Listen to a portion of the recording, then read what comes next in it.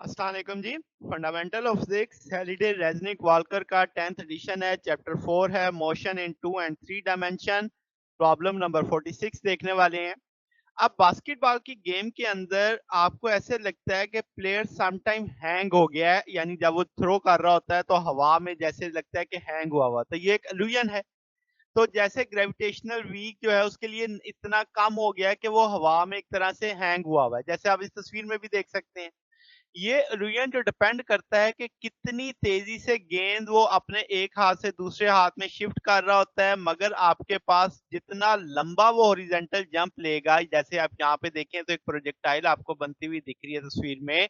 तो आपके पास उसका जो प्लेयर ट्रेवल करेगा upper part of the jump then the lower part of the jump, यानी कि ऊपर जंप करते हुए, हॉरिजॉन्टल जंप करते हुए, अगर अपर हाफ जो जंप का है और लोअर हाफ जो जंप का है, अगर जितना अपर हाफ ज्यादा होगा, हमें लगेगा जैसे वो हवा में हैंग हुआ हुआ है।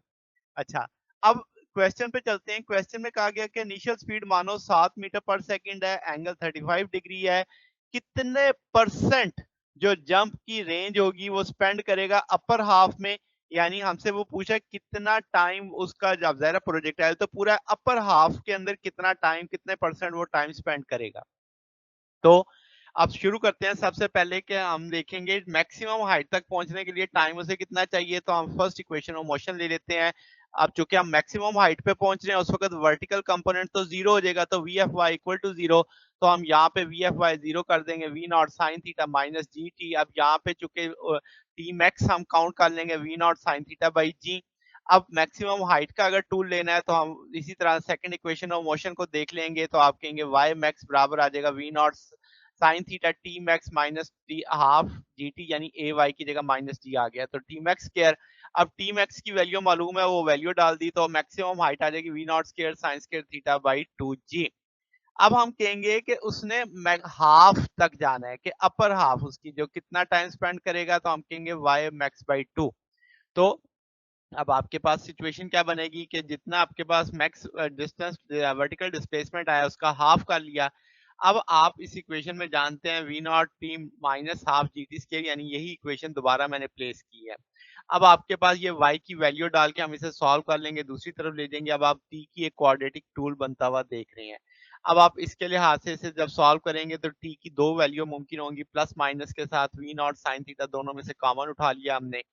अब क्या जनाब, हम यहाँ पे चूज करेंगे t equal to t minus ascending case के लिए। अगर डिसेंडिंग होता तो t पॉजिटिव मैं कंसीडर करता, अब चूंकि असेंडिंग है तो मैं t नेगेटिव ले रहा हूँ।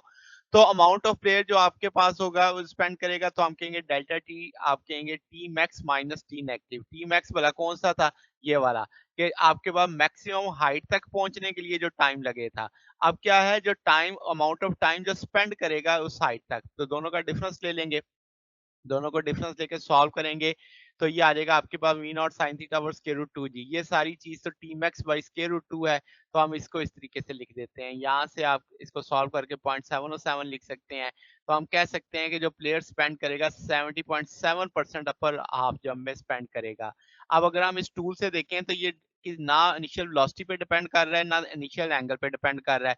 ये सिर्फ डिपेंड कर रहा है किसके ऊपर, जो आपके पास टाइम डिफरेंस आया है और जो टी मैक्स है उसके ऊपर डिपेंड कर रहा है। तो ये हमारे पास सोल्यूशन था। अगर आपको इसमें कोई बात पूछनी हो, डाउट हो, तो नीचे कमेंट्स में पूछ सकते हैं। वीडियो अच्छी लगी हो तो वीडियो को लाइक कीजिएगा, दोस्तों के साथ शेयर कीजिएगा, चैनल को सब्सक्राइब कर दीजिएगा। अब तक के लिए इतना ही, बाकी इंशाल्लाह हम नेक्स्ट देखेंगे। ओके, अल्लाह हाफिज।